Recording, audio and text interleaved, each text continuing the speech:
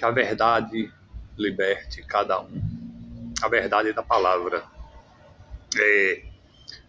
Eu vou ler hoje aqui uns 6 versículos bíblicos com registro de que Jesus ele estava sempre sendo cercado por fariseus, por saduceus, por mestres da lei, para questionar as afirmações dele de que ele era o Filho de Deus, de que ele era o Salvador, né? Então, aquele povo, eles não acreditavam, eles duvidavam de que Jesus era o verdadeiro Messias, o Emanuel, o Messias. Como hoje em dia nós estamos vendo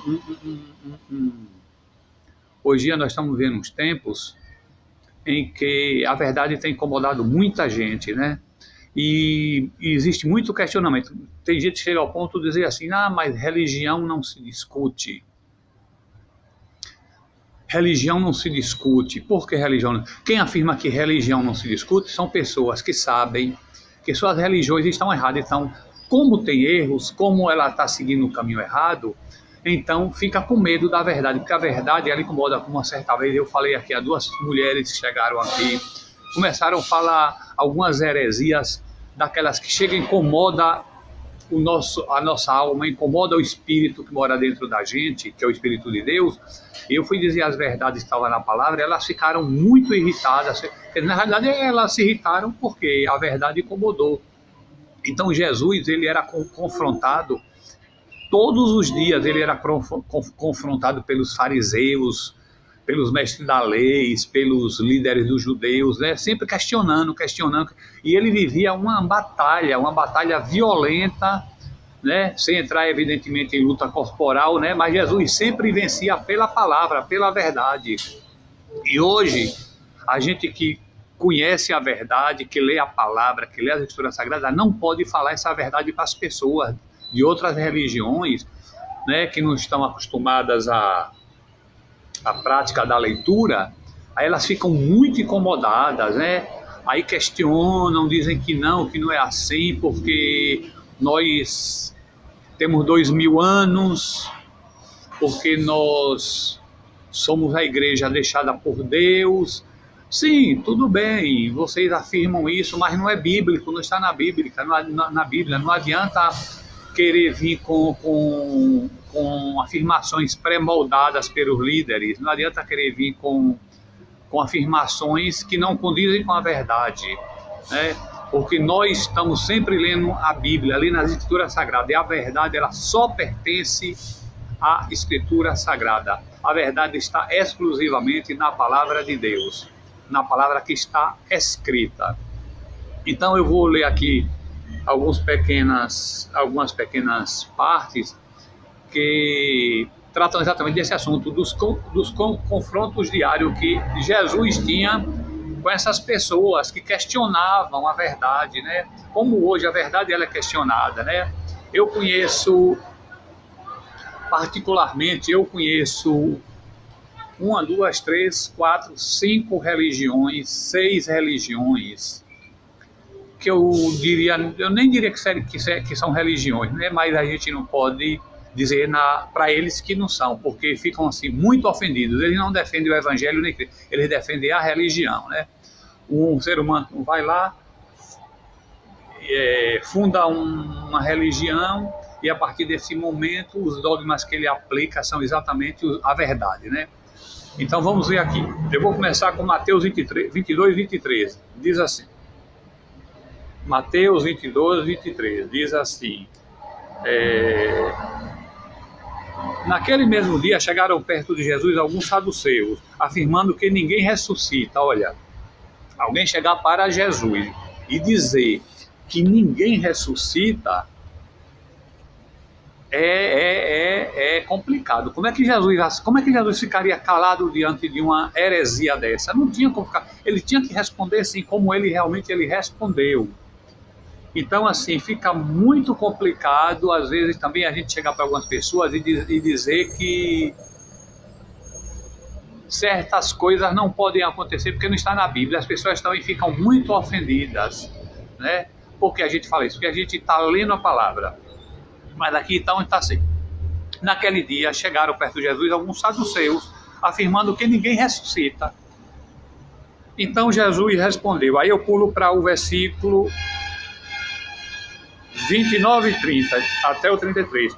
Jesus respondeu: como vocês estão errados, não conhecendo nem as Escrituras Sagradas, nem o poder de Deus. Pois quando os mortos ressuscitarem, serão como os anjos do céu, e ninguém se casará. E quando a ressurreição dos mortos, será que vocês nunca leram o que Deus disse? Ele afirmou: eu sou o Deus de Abraão, o Deus de Isaac, o Deus de Jacó. E Deus não é Deus dos mortos, e sim dos vivos. Ou seja, vocês atentem que Jesus afirma duas vezes aqui: vocês nunca leram as Escrituras Sagradas, vocês nunca leram. Ou seja, Jesus está dizendo que as pessoas precisam ler. Agora nós vamos para Mateus 23, 33. Mateus 23, 33 diz assim: Jesus estava com alguns mestres da lei, fariseus, né? E aí Jesus chamou eles de hipócritas, no versículo 29. Vocês são hipócritas. Hoje, se a gente chamar alguém de hipócrita, por estar pregando as mentiras, as suas heresias, você vai acabar na justiça, você vai acabar sendo preso. Porque isso aí eles dizem que é intolerância religiosa. Aí, mas diz assim, Jesus respondeu assim, observe bem, hoje se alguém disser isso, está na cadeia, está preso. Cobras venenosas. Jesus chamou os mestres da lei, os fariseus, que eram os sabidos, né, das escrituras, disse assim, ele chamou cobras venenosas, ninhada de cobras, como esperam escapar da condenação do inferno? Pois eu lhes mandei profetas, homens sábios e mestres, vocês vão matar alguns, crucificar outros, chicotear ainda outros, e nas sinagogas persegui-los, e nas cidades também vão persegui-los. Por isso Deus castigará vocês pela morte de todas as pessoas inocentes. Então, observe bem, aqui nós temos uma afirmação muito forte de Deus, de que as pessoas que Ele vai mandar serão perseguidas, serão mortas, serão chicoteadas, serão trancafiadas, né? Então, depois disso, nós vamos passar para Marcos 7:1. Já está pré-determinado na Bíblia aqui, porque para não ficar passando de página em página. Marcos 7:1 diz assim: alguns fariseus, alguns mestres da lei, que tinham vindo de Jerusalém, reuniram-se em volta de Jesus.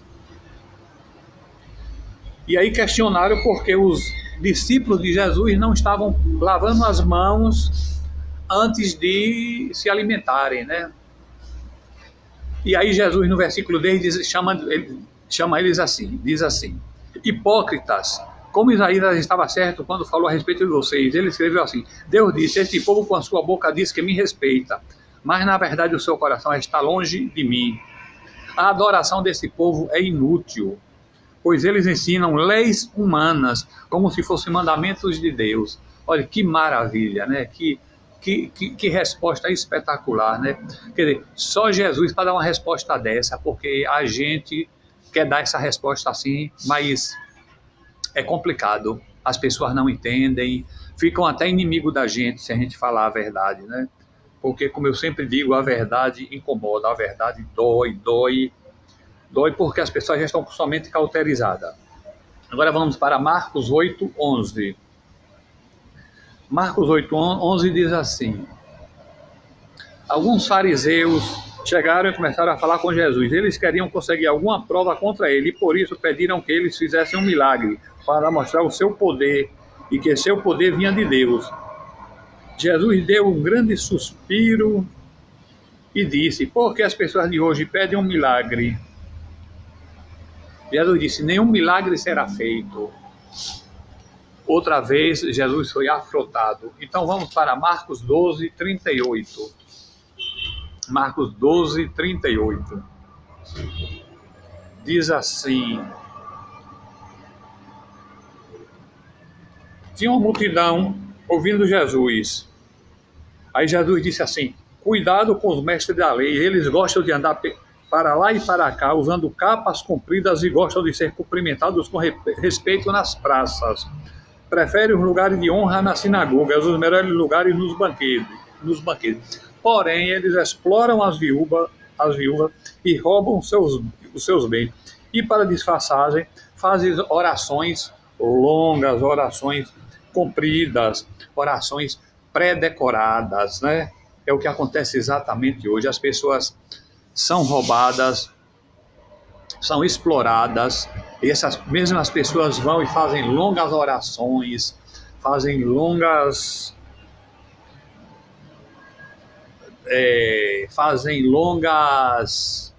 ladainhas, né? Ou e tal, vai fazer isso para você pagar sua penitência, entendeu? Então isso é o que acontece hoje, meus irmãos. É isso que acontece hoje. Nós temos que lutar. Eu digo sempre, eu particularmente não temo esta luta, não temo.